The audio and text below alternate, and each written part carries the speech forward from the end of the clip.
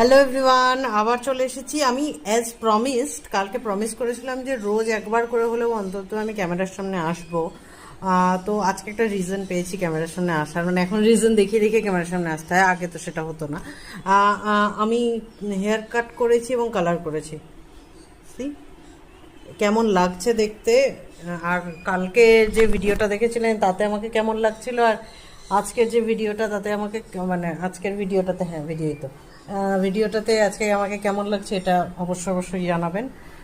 ওরা একটু আজকে সেটিংও করে দিয়েছে, সো আই থিঙ্ক খারাপ লাগছে না দেখতে।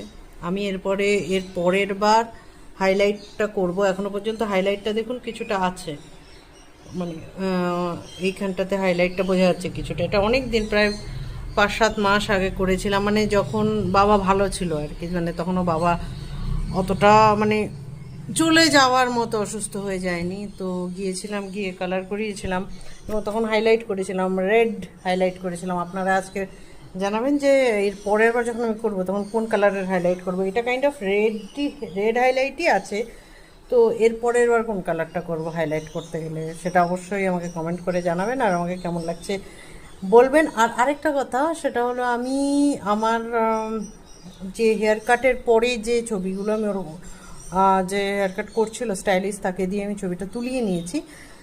ওটা আপনি আমার পোস্টে দেখতে পারবেন, একটু পরে আমি পোস্টটা দেবো, পোস্টে দেখতে পারবেন। তার আগে আমার এই হেয়ার কাটটা কেমন হয়েছে একটু বলুন। ওকে, টাটা।